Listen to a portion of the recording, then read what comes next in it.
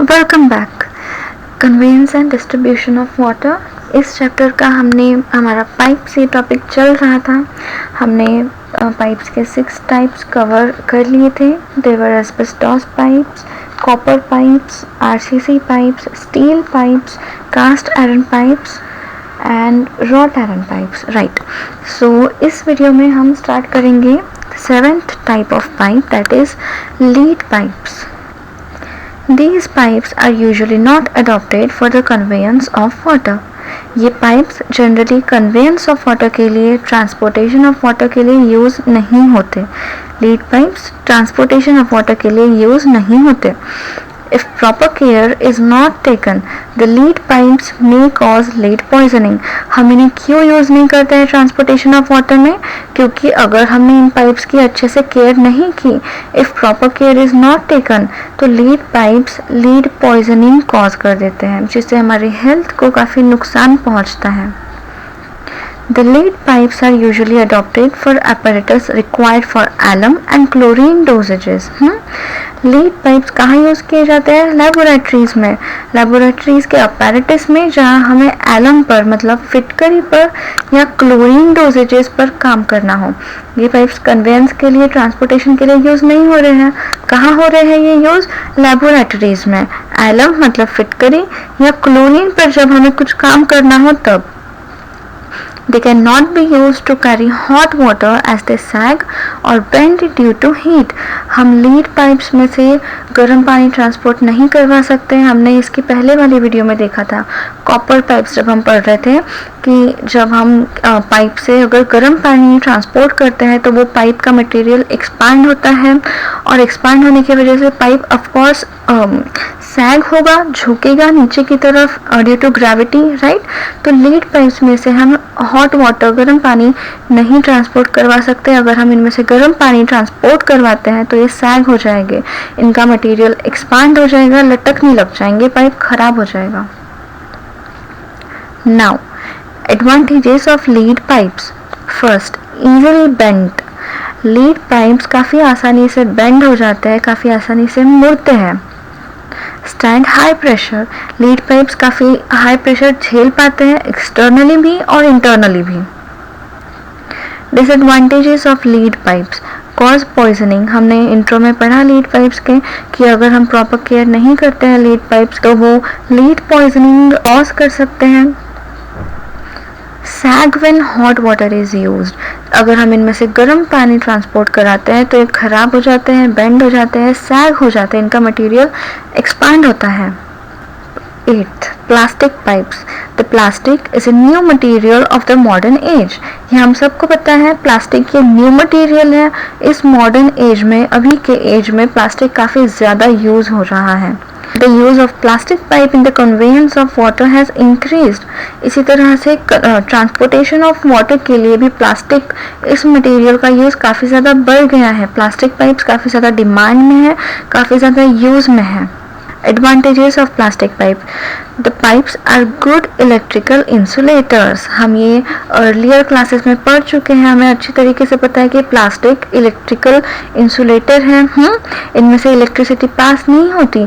इसके लिए हम देखते हैं हमारे घरों में जो भी वायरिंग होती है किसी अप्लायंस के, या हमारी जो फिटिंग होती है वॉल के अंदर, उन सबको प्लास्टिक पाइप टाइप स्ट्रक्चर से कवर किया हुआ रहता है, ताकि यदि कोई चीज़ कोई उसे छुए तो उन्हें शॉक ना लगे, right. So plastic are good electrical insulators. The pipes are free from corrosion. इन पाइप्स पे एसिड और केमिकल्स का असर नहीं होता, तो हम इसमें से जो इंडस्ट्री का वाटर है वो हम इसमें से ट्रांसपोर्ट करवा सकते हैं, क्योंकि इंडस्ट्रियल वेस्ट में या इंडस्ट्री में जो भी पानी ट्रांसपोर्ट होता है उनमें हो सकता है कुछ केमिकल्स प्रेजेंट हो सकते हैं, है ना. तो ऐसे पानी के ट्रांसपोर्टेशन के लिए हम प्लास्टिक पाइप्स यूज़ कर सकते हैं, क्योंकि इन पे एसिड एंड केमिकल्स का असर नहीं होता. The pipes are cheap, durable and they possess enough strength to resist impact of sunlight and atmospheric actions. ये पाइप्स चीप होते हैं, प्लास्टिक पाइप काफ़ी सस्ते मिलते हैं, ड्यूरेबल होते हैं, लंबा समय तक चलते हैं, and they possess enough strength to resist impact of sunlight, इन पे सनलाइट का असर नहीं होता और एटमॉस्फेरिक एक्शंस का भी असर नहीं होता। The pipes are light in weight, plastic pipe काफ़ी हल्के होते हैं, प्लास्टिक ये मटेरियल ही काफ़ी हल्का होता है। It is easy to bend, join and install them, हल्के होने की वजह से ये इजीली बेंड हो जाते हैं, इजीली मुड़ जाते हैं, according to our need, according to our purpose join हो जाते हैं इजीली। दो प्लास्टिक पाइप को ज्वाइन करना काफ़ी इजी हो जाता है, उन्हें इंस्टॉल करना मतलब हमें जहाँ पाइपलाइन फिट करनी है वहाँ पे हम इन्हें इजीली इंस्टॉल कर सकते हैं। The pipes up to certain sizes are available in coils and therefore it becomes easy to transport them. Available in coils मतलब क्या होता है, जो हम पाइप्स, प्लास्टिक पाइप्स घर पर यूज़ करते हैं पानी भरने के लिए, उन्हें हम कैसे किस तरह से रखते हैं घर में, कॉइल की फॉर्म में, गोल गोल कलेक्ट करके हम उन्हें स्टोर करते हैं हमारे घर में, सो वो इजी हो जाते हैं, इजी ट्रांसपोर्ट हो जाते हैं, हम उन्हें हैंडी भी ट्रांसपोर्ट करवा सकते हैं, हम उन्हें हैंडी भी ट्रांसपोर्ट कर सकते हैं। तो कुछ साइजेस के प्लास्टिक पाइप्स ये कॉइल के फॉर्म में भी अवेलेबल होते हैं और कॉइल के फॉर्म में अवेलेबल होने की वजह से ये इजीली ट्रांसपोर्ट भी होते हैं। Now disadvantages of plastic pipes. The coefficient of expansion for plastic is high. हमें पता है प्लास्टिक काफ़ी आसानी से जल जाते हैं, इन पे हीट का काफ़ी जल्दी असर हो जाता है। अगर हम किसी प्लास्टिक के बॉटल में गर्म पानी भरते हैं तो वो कहीं से एक्सपांड हो जाती है, राइट। तो कोफिशिएंट ऑफ एक्सपांशन जो है प्लास्टिक इस मटेरियल का वो काफ़ी ज़्यादा होता है।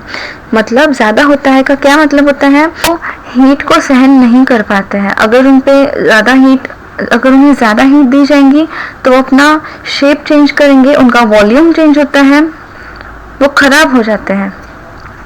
The plastic are less resistant to heat, same point, वो हीट को ज़्यादा झेल नहीं पाते हैं, उनमें रेजिस्टेंस नहीं रहता है, कम रहता है हीट के प्रति।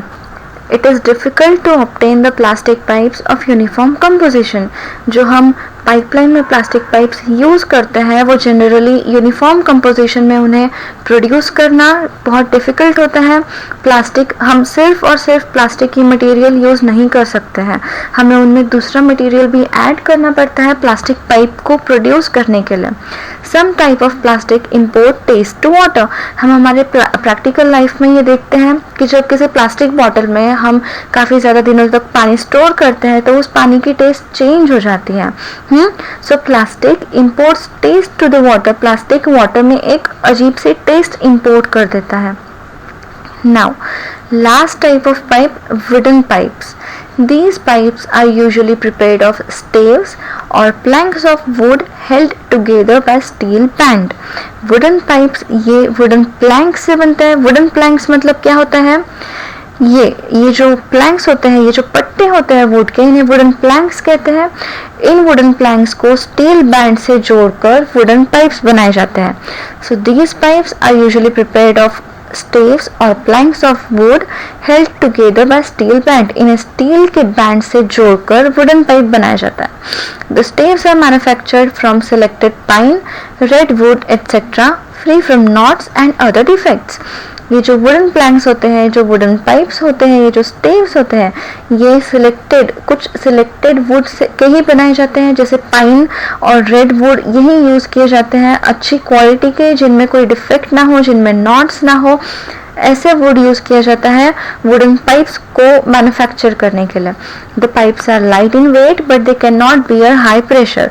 वुडन पाइप्स काफ़ी हल्के होते हैं वेट में, पर वो ज़्यादा प्रेशर सहन नहीं कर पाते हैं, इंटरनली भी और एक्सटर्नली भी. The life of these pipes is 30 to 50 years. इनकी एज सिर्फ 30-50 साल तक ही होती है, ये एकदम ज़्यादा ड्यूरेबल नहीं होते हैं. They have low friction of coefficient due to which their carrying capacity is more. जो wooden pipes होते हैं उनका friction coefficient काफ़ी कम होता है, ये पानी को ज़्यादा friction, ज़्यादा resistance प्रोवाइड नहीं करते हैं, जिसके वजह से उनकी carrying capacity बढ़ जाती है. ये कुछ images हैं wooden pipes के. ये अभी इस समय में वुडन पाइप्स जनरली यूज़ नहीं होते हैं. जो फॉरेस्ट टाइप का एरिया होता है वहाँ इरिगेशन के लिए या वाटर ट्रांसपोर्टेशन के लिए इस तरह से वुडन पाइप्स का यूज़ किया जाता है, बाम्बूज का यूज़ किया जाता है. बट जनरली जनरल पर्पज़ में ट्रांसपोर्टेशन ऑफ वाटर के लिए वगैरह वुडन पाइप्स आजकल यूज़ नहीं होते हैं. Now, advantages of wooden pipes. The carrying capacity of wooden pipes does not decrease with age. जो wood pipes की carrying capacity होती है वो कम नहीं होती है, जितनी पहले रहेगी, जितनी न्यू wooden pipe की जितनी carrying capacity रहेगी उतनी ही उसकी बाद में भी रहेगी. उसकी जो carrying capacity होती है वो कभी decrease नहीं होती है. This can be easily repaired. Wooden pipes काफ़ी आसानी से रिपेयर हो जाते हैं. They are damaged by corrosive water. Wooden pipes पे एसिड और केमिकल्स का असर होता है. हम इनमें से एसिडिक या बेसिक या केमिकल्स मिला हुआ पानी ट्रांसपोर्ट नहीं कर सकते. इससे वुडन पाइप खराब हो जाता है, डैमेज हो जाते हैं. They can be cheaply and easily laid. ये काफ़ी हल्के होते हैं वेट में, हमने देखा, तो ये काफ़ी आसानी से ले हो जाता है. काफ़ी आसानी से इनका हम सेटअप कर पाते हैं. जहाँ हमें इन्हें इंस्टॉल करना है वहाँ पे इजीली सेट हो जाते हैं. Disadvantages of wooden pipes. They leak under varying pressure. ये अलग अलग प्रेशर में, यानी अगर इनमें ज़्यादा प्रेशर प्रोवाइड किया गया तो ये लीक होने लग जाएगा, ये फूट जाएंगे, बर्स्ट हो जाएंगे, डैमेज हो जाएंगे wooden pipes. They can not bear high pressure and may collapse under heavy external load. So this क्या मतलब निकला इसका कि वुडन पाइप एक्सटर्नली भी ज़्यादा प्रेशर सहन नहीं कर सकते, इंटरनली भी ज़्यादा प्रेशर सहन नहीं कर सकते. क्या बोल रहा है सेकेंड पॉइंट में? दे can not bear high pressure and may collapse under heavy external load. अगर इनमें हाई प्रेशर से हमें पानी पास किया या अगर हाई प्रेशर से इनके ऊपर सपोज किसी ने ज़ोर से पैर रख दिया, कोई व्हीकल चली गई इनके ऊपर से, तो ये बर्स्ट हो जाएंगे, कोलैप्स हो जाएंगे, खराब हो जाएंगे. तो ये एक्सटर्नल या इंटरनल लोड दोनों ही नहीं सहन कर पाते हैं. सच पाइप्स में डिके. ऑफ कोर्स वुड ये मटेरियल डिके होता है, तो ये पाइप्स की भी चांसेस है कि ये पाइप्स डिके हो सकते हैं. हम पाइप्स के सारे टाइप्स हमने कवर कर लिए हैं. हमारे पाइप्स के सारे टाइप्स हो चुके हैं. नेक्स्ट वीडियो में हम स्टार्ट करेंगे टाइप्स ऑफ जॉइंट्स. काफ़ी इजी और छोटा और इंटरेस्टिंग टॉपिक है, इम्पॉर्टेंट टॉपिक है. आज हमने पाइप से टॉपिक ख़त्म कर लिया. Thanks for watching. I hope आपको अब तक जो भी हमने कवर किया है इस चैप्टर का वो सब समझ में आया हो. और आपको अगर कोई भी डाउट हो या कोई टॉपिक नहीं समझ में आया हो आप कमेंट कीजिए. पहले के वीडियोस के सारे डिस्क्रिप्शन, जो सारे लिंक है वो मैंने डिस्क्रिप्शन में दिए हुए हैं. आप वो वीडियोस देखिए. अगर उनमें भी कुछ समझ में नहीं आता हो तो आप कमेंट बॉक्स में कमेंट कीजिए.